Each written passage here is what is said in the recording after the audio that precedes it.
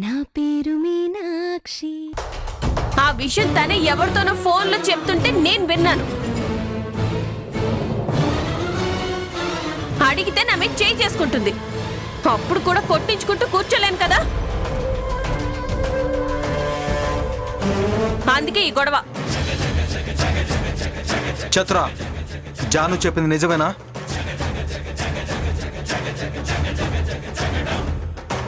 చతుర అడుగుతుంది నిన్నే, సమాధానం చెప్పు. అరవండి, మీకు నా మీద అరవడం అలవాటేగా.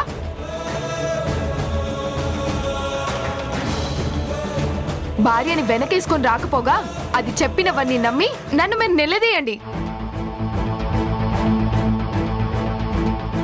నా బతికేంటో ఇలా తగలబడింది.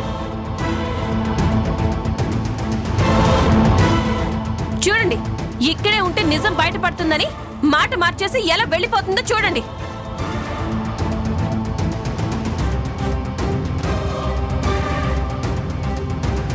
జాను, లోపలికి వెళ్దాం పద. ఏం నువ్వు అనేది?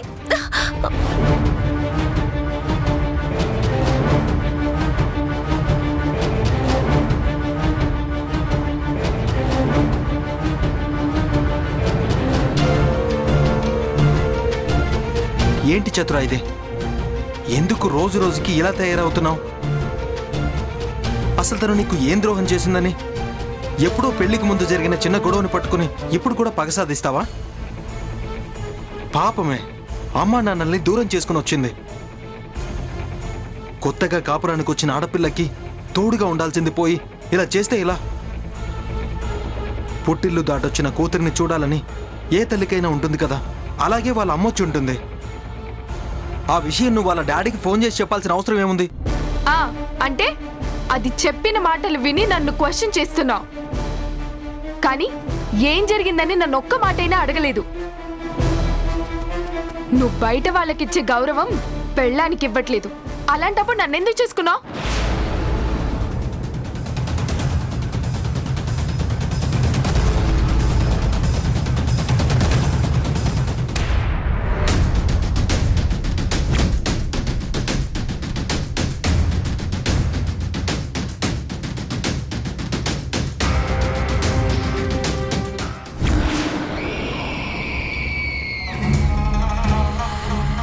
Hi sir.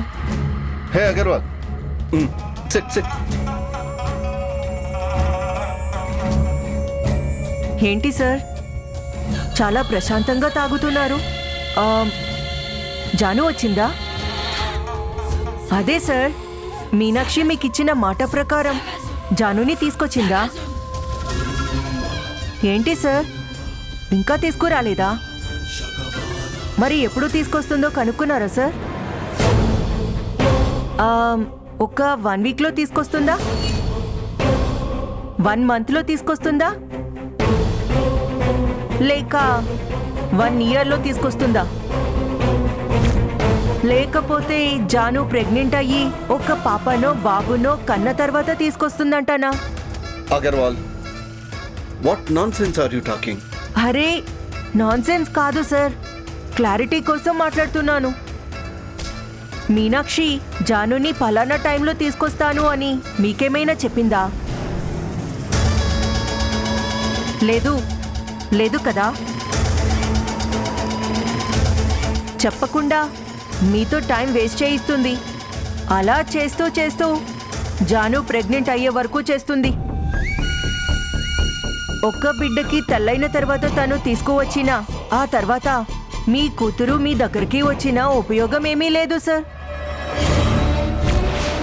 ఎందుకంటే ప్రేమ్ భార్యగా వస్తుందే తప్ప హర్షిచంద్ర కూతురిగా రాదు. నో, నేను మీనాక్షితో చెప్పాను, జాను ప్రేమ్ భార్యగా కాదు, నా కూతురుగానే నా దగ్గరికి రావాలని మీనాక్షికి చెప్పాను. మీనాక్షి కూడా మాటిచ్చింది. మీనాక్షి మీకు మాటిచ్చుండొచ్చు, కానీ ప్రేమ్ జానులు తొందరపడరని గ్యారంటీ ఏంటి? మీరిస్తారా గ్యారంటీ? అప్పుడు మీనాక్షి ఏం చేయగలదు? మీరేం చేయగలరు సార్? అందుకే సార్, నా మాట విని ఒక పని చేయండి. ఆ మీనాక్షికి డెడ్ లైన్ పెట్టండి. జానుని ఈ టైంలోగా ఇన్ని రోజుల్లోగా తీసుకురావాలని డెడ్ లైన్ పెట్టండి. అందుకు మీనాక్షి ఒప్పుకుంటుందంటావా? అరే ఎందుకు ఒప్పుకోదు సార్? డబ్బులు తీసుకుంది కదా, మీరు చెప్పిందలా చేయాలి. డెడ్ లైన్ పెడితే కానీ తను కూడా రెస్పాన్సిబుల్గా ఫీల్ అయ్యి ఈ టైంలోగా తీసుకువెళ్ళాలి అని ఇంకా గట్టిగా ట్రై చేస్తుంది. కరెక్ట్గా చెప్పావు అగర్వాల్. ఎస్, మీనాక్షికి డెడ్ లైన్ పెట్టడమే కరెక్ట్. కానీ ఎన్ని రోజులు పెట్టాలి? 1 month ఇవ్వండి సార్. 1 monthలో జానుని కన్విన్స్ చేస్తుందంటావా? చెయ్యాలి సార్. అయినా 1 నెల రోజులు ఇవ్వడమే చాలా ఎక్కువ. అంతకంటే ఒక్క రోజు కూడా ఎక్స్ట్రా ఇవ్వకండి. ఈ 1 నెల రోజుల్లోగా జానుని తీసుకురావాలని చెప్పండి. ఓకే, అలానే మాట్లాడతాను.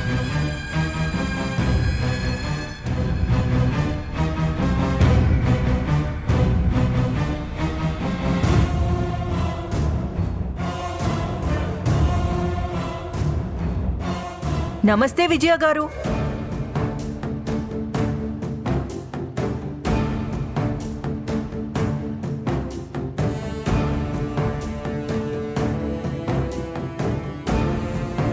ఎక్కడి నుండి వచ్చేది? ఆశ్రమం నుండే కదా వస్తుంది. కన్న తండ్రిని మోసం చేసిన కూతుర్ని చూడ్డానికి వెళ్ళొస్తున్నారు కదా. అది కూడా మోసపోయిన భర్తకి ఒక్క మాట కూడా చెప్పకుండా వెళ్ళారు కదా. మీలాంటి భార్యలు ఉండడం వల్లే భర్తలు పిచ్చోళ్ళై రోడ్ల మీద తిరుగుతున్నారు. ఇదిగో తాగుడికి బానిసలై జీవితాల్ని నాశనం చేసుకుంటున్నారు. అసలు ఎందుకు విజయ గారు ఇలా చేస్తున్నారు? ఎందుకు మీ భర్త బాధని అర్థం చేసుకోలేకపోతున్నారు? అగర్వాల్, ఇది మా పర్సనల్ విషయం. నువ్వు ఎక్కువగా ఇన్వాల్వ్ అయ్యి ఎక్కువగా మాట్లాడుకో. ఎంతలో ఉండాలో అంతలో ఉండు.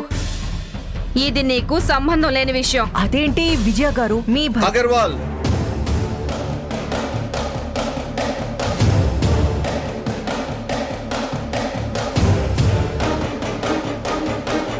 తను చెప్పింది కరెక్టే. సార్, ఇది నీకు సంబంధం లేని విషయం. ఎందుకంటే వాళ్లకు నాకు ఏ సంబంధం లేదు కాబట్టి.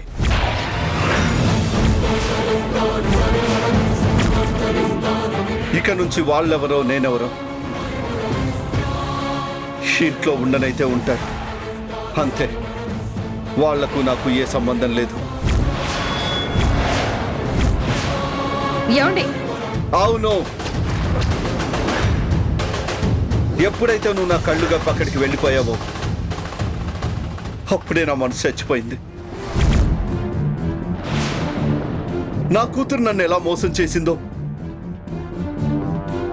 నా భార్య కూడా నన్ను అలాగే మోసం చేసిందనే ఫీలింగ్ కలిగింది. అంతకు ముందు వాళ్ళ ప్రేమకు సపోర్ట్ చేశాను. ఇప్పుడు వాళ్ళ పెళ్లి జరిగాక నేను గుండెలు పగిలేలా బాధపడుతున్నా కూడా వాళ్ళకే సపోర్ట్ చేస్తున్నా. నాకు ఇష్టం లేదని తెలిసి కూడా నువ్వు అక్కడికి వెళ్ళావు. ఇంట్లో అందరూ ఒకటే నన్ను మోసం చేస్తుంటే నాకెంత బాధగా ఉంటుందో తెలుసా?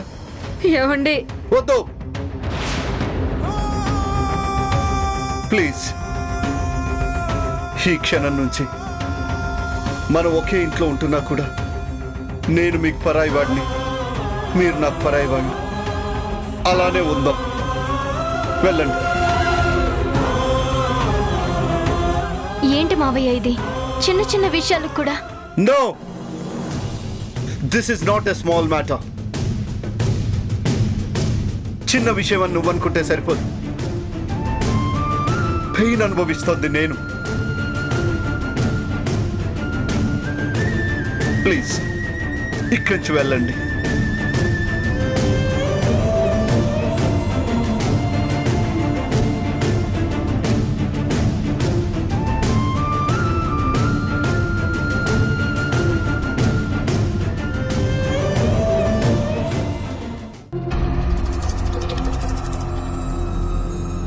సార్ ఇలానే ఉండండి సార్. అన్ని విషయాల్లో ఇప్పుడు విజయ గారితో ఎలా మాట్లాడారో రేపు మీనాక్షితో కూడా ఇలాగే మాట్లాడండి. స్ట్రాంగ్గా మాట్లాడండి సార్. మాట్లాడతాను అగర్వాల్, డెఫినెట్గా మాట్లాడతాను.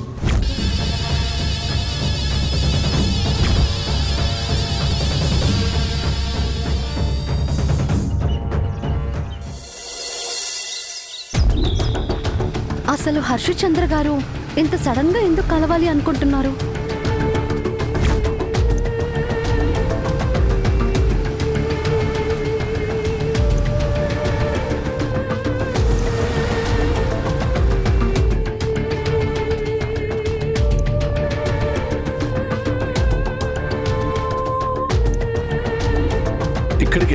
ఇక్కడికే మీనాక్షిని రమ్మన్నాను.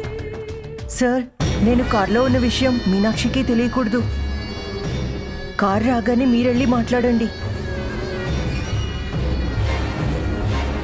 రాత్రి మనం అనుకున్నట్టుగానే స్ట్రాంగ్గా మాట్లాడండి సార్. ఒక డెడ్ లైన్ పెట్టి ఆ టైంలోగా జానుని తీసుకురమ్మని చెప్పండి. లేదంటే మీకే నష్టం జరుగుతుంది. ఓకే. మీనాక్షి డెఫినెట్గా డెడ్ లైన్కి ఒప్పుకోదు. దాంతో హర్షిచంద్ర మీనాక్షితో డీల్ క్యాన్సిల్ చేసుకొని డబ్బు డాక్యుమెంట్స్ వెనక్కి తీసుకుంటాడు.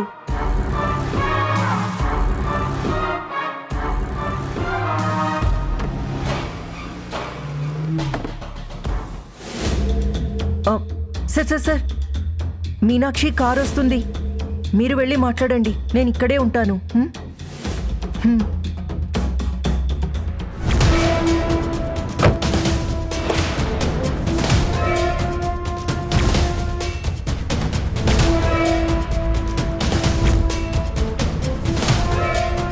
హలో హర్షిత్ గారు. హాయ్ మీనాక్షి. ఎందుకు హర్షిత్ గారు అర్జెంటుగా రమ్మన్నారు? సారీ మీనాక్షి, నేను డిస్టర్బ్ చేశాను. పిలవగానే వచ్చినందుకు థ్యాంక్ యూ. పర్వాలేదు హర్షిత్ గారు, చెప్పండి. స్ట్రాంగ్గా మాట్లాడమంటే వెళ్ళి సారీలు థ్యాంక్ యూలు చెప్తున్నాడు. జానును మా ఇంటికి ఎప్పుడు తీసుకొస్తున్నావు మీనాక్షి? చెప్పాను కదా హర్షిత్ గారు, కొంచెం టైం పడుతుందని. చెప్పా, కానీ అప్పటిదాకా వెయిట్ చూడాలంటేనే చాలా బాధగా ఉంటుంది. ప్రతిరోజు జానును గుర్తు చేసుకుంటూ తన జ్ఞాపకాలను నెమరు వేసుకుంటూ బతుకుతున్నాను మీనాక్షి. తను లేని మా ఇంటిని ఊహించుకోలేకపోతున్నాను. బొట్టు లేని ఆడపిల్ల మొహంలా బోసిగా అనిపిస్తోంది. తను నన్ను మోసం చేసి పెళ్లి చేసుకుంది. నన్ను కాదనుకొని వెళ్ళిపోయింది. కానీ నేను తన మీద ప్రేమను చంపుకోలేకపోతున్నాను. తన్ని చూడకుండా ఉండలేకపోతున్నాను. కన్న కూతురు కదా.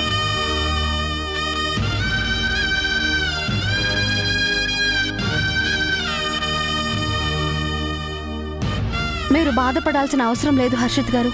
ఎంత త్వరగా వీలైతే అంత త్వరగా జానుని తీసుకొస్తాను. నువ్వు తీసుకొస్తావన్న నమ్మకం నాకుంది. కానీ రోజులు గడిచే కొద్దీ నా కూతురు ఆ ప్రేమకు దగ్గరై నన్ను మర్చిపోతుందేమో అని, శాశ్వతంగా నాకు దూరం అయిపోతుందేమో అని భయం వేస్తుంది. లేదు హర్షిత్ గారు, అలాంటి పరిస్థితి రానివ్వను. జానుని తీసుకొచ్చే బాధ్యత నాది. ఎప్పుడు మీనాక్షి, ఎప్పటికి తీసుకొస్తా? సార్ అది అదే ఒక టైం చెప్తే ఆ టైం వరకు రోజులు లెక్క పెట్టుకుంటూ నా కూతురు కోసం ఎదురు చూస్తాను మీనాక్షి. ముందు జాను మనసు మార్చాలి కదా సార్.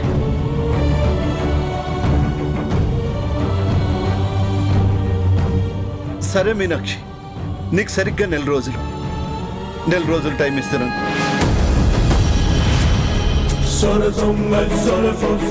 ఈలోగా నువ్వు జాను మనసు మార్చి ప్రేమ్ భార్యగా కాకుండా నా కూతురుగా నా ఇంటికి తీసుకురావాలి.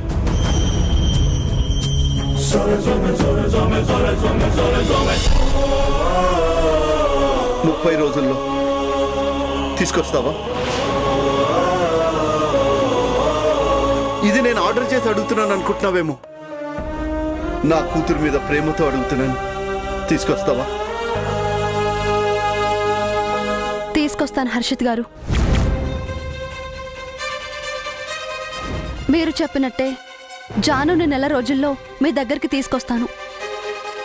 అది మీ కూతురుగా. Thank you Meenakshi, thank you so much. You welcome Harshit garu. మరి నేను ఇంకా బయలుదేరుతాను. మంచిది.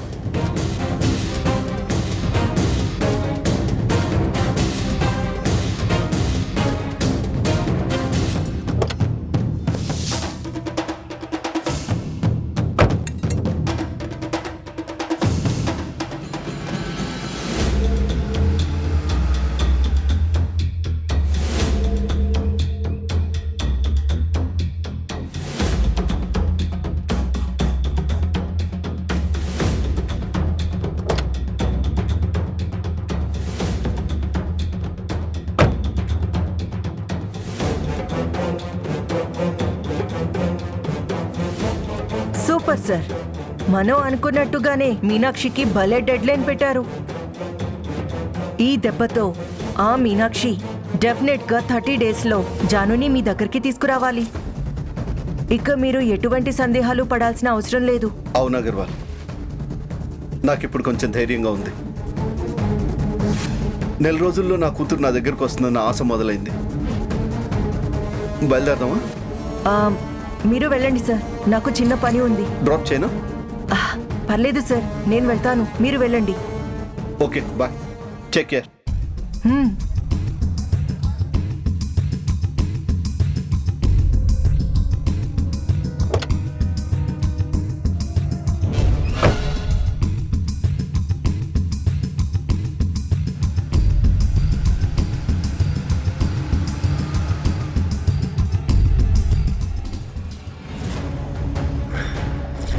మీనాక్షి డెడ్ లైన్కి ఒప్పుకోదు అనుకుంటే ఒప్పుకుందేంటి? నెల రోజుల్లో జానుని అప్పగిస్తాను అన్నదేంటి? నిజంగానే అప్పగిస్తుందా? నో, మీనాక్షి అలా చేయదు. మరి మీనాక్షి ప్లాన్ ఏంటి? ఎలా తెలుసుకోవాలి?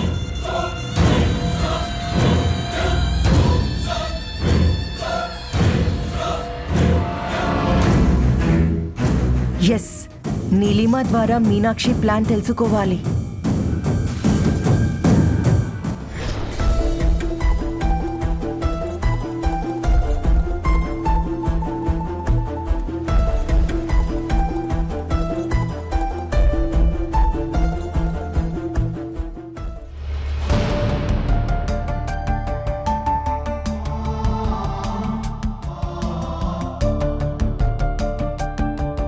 చతుర, నీతో ఒక విషయం మాట్లాడాలి. చూడు, మీనాక్షి మేడం కోరిక ఏంటంటే ఆశ్రమంలో మనందరం సంతోషంగా ఉండాలని. నువ్వు, నేను, ప్రేమ్, జాను అందరూ హ్యాపీగా ఉండాలని మేడం ఎప్పుడూ చెప్తూ ఉంటారు. నేను ప్రేమ్ ఎలా ఉంటున్నామో అలాగే ఎటువంటి గొడవలు లేకుండా ఫ్రెండ్లీగా నువ్వు జాను కూడా అలాగే ఉండాలి. తన పర్సనల్ విషయాలు నీకు అనవసరం. నిన్న మీకు జరిగిన గొడవలో ఏది నిజమో ఏది అబద్ధమో మాకు తెలీదు. చెప్పు, నువ్వు నిజంగానే జాను వాళ్ళ నాన్నకి ఫోన్ చేసావా?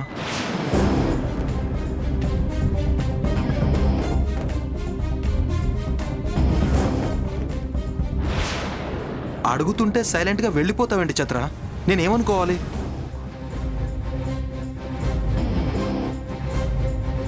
నా భార్యగా నా మీద ఒట్టేసి చెప్పు, నువ్వు జాను వాళ్ళ నాన్నకి కాల్ చేసావా?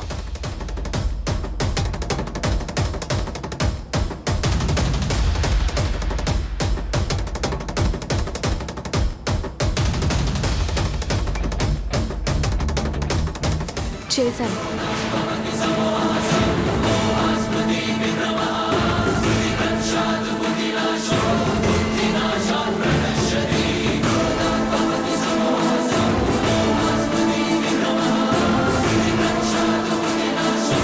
అవునండి, చేశాను. మంచి కోసమే చేశాను.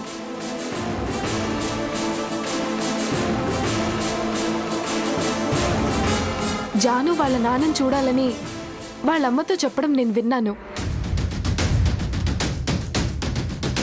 వాళ్ళ నాన్నని మిస్ అవుతున్నాను అని చెప్పింది. అందుకే వాళ్ళ నాన్నని పిలిపిస్తే హ్యాపీగా ఫీల్ అవుతుందని అతనికి ఫోన్ చేసి చెప్పాను. జాను ఆశ్రమానికి వచ్చిన దగ్గర నుంచి ఇంట్లో వాళ్ళని తలుచుకుంటూ బాధపడ్డం నేను గమనించాను. అమ్మా నాన్న లేని దాన్ని, వాళ్ళ విలువేంటో నాకు తెలుసు. అందుకే జాను బాధ చూడలేక వాళ్ళ అమ్మ ఎలాగో వచ్చింది కదా, నాన్న కూడా వస్తే బాగుంటుందని వాళ్ళ నాన్నకు ఫోన్ చేశాను. కానీ వాళ్ళ నాన్న వాళ్ళ మీద కోపంగా ఉన్నాడని నాకు తెలీదు. వాళ్ళ మధ్య గొడవ జరుగుతుందని అస్సలు ఎక్స్పెక్ట్ చేయలేదు. మరి ఈ మాట నిన్న జాను వాళ్ళ ముందే చెప్పొచ్చు కదా. అప్పుడు జాను వినే పరిస్థితిలో లేదండి. ఒకవేళ ప్రేమ్ నన్ను నమ్మినా జాను నన్ను నమ్మదు కదా, అందుకే చెప్పలేకపోయాను. నేను నా మంచితనం చెప్పుకోవాలనుకోలేదు, తనకి మంచి చేద్దాం అనుకున్నా. కానీ అది చెడు జరిగింది. My bad luck. Janu situation అర్థం చేసుకుంటుంది అనుకున్నాను, కానీ ఇలా అపార్థం చేసుకుంటుందని అనుకోలేదు.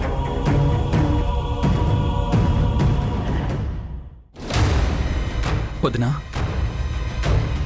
ప్రేమ్ శత్రు నిన్న ఫోన్ చేసిన మాట వాస్తవమే. కానీ విన్నాను శ్రీరామ్, విన్నాను. సారీ వదినా, నువ్వు ఒకందుకు ఫోన్ చేస్తే అది ఇంకోలా జరిగింది. ధర్మానికి పోతే కర్మం చుట్టుకోవడం అంటే ఇదేనేమో. జాను నీతో రూడ్గా బిహేవ్ చేసినందుకు నన్ను క్షమించొద్దునా. పర్లేదు ప్రేమ్, అసలు నేను కూడా అక్కడే చెప్పుండాల్సింది. ఏంటో జానుతో కావాలని తిట్లు తిన్నట్టుంది. పర్లేదులే, జానువేగా తిట్టింది. ఆహాహాహాహాహా. ఏ నంగనాచిలా మాట్లాడుతున్నావే. జాను, ఏంటి ప్రేమ్, నమ్మేశావా? దాని మాటలు నమ్మేశావా? జాను, అనవసరంగా నువ్వు వదిన్ని మిస్అండర్స్టాండ్ చేసుకుంటున్నావు. నువ్వు మీ డాడీని మిస్ అవుతున్నావని వదిన మీ డాడీకి ఫోన్ చేసి పిలిపించింది. ఆహా, ఇంకేం కాదా?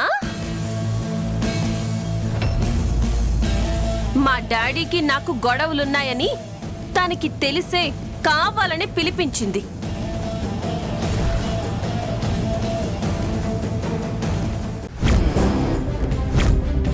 నాకు మీనాక్షి గురించి ఒక చిన్న డౌట్. అసలు ఆ మీనాక్షి హర్షిత్ చంద్ర దగ్గర ఎందుకు డబ్బు తీసుకుంది? నువ్వు నా డౌట్ క్లారిఫై చేస్తే నీకు 5 lakhs ఇస్తాను. పిట్ట వలలో చిక్కింది.